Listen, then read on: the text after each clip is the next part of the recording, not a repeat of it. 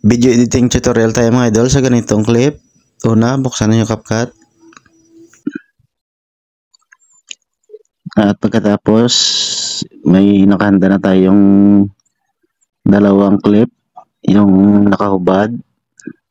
Pwede rin itaas nyo lang yung damit nyo at yung mga kamay nyo. Ayan. At ang pangalawang clip, ito. Yung mag-selfie lang. Pwede nyong gayahin at pwede rin kayong gumawa kung anong gusto nyo. Basta nakataas yung kamay. Ayan. At simulan na natin. I-overlay natin itong pangalawang clip. Hanapin sa babang overlay. At i-drag paunahan. At pindutin ulit ang na-overlay natin na clip. At hanapin ang mask. Yan, mask. Pindutin lang yan.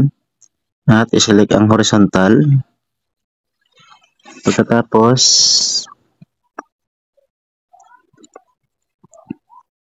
ilagay lang natin sa dulo ng damit yung ating yellow line, yung mask natin. At adjustin natin ang fader sa 2. So 1 lang, okay na yan, 1. Para hindi masyado halata. At i-back muna natin yung setting ng feather natin. At itap yung check. Ayan. Napakadali lang ito mga idol. Kaya nyo itong sundan. Dapat hindi kayo gagalaw dito kung mag-record yun ng video para hindi mahirap mag-mask.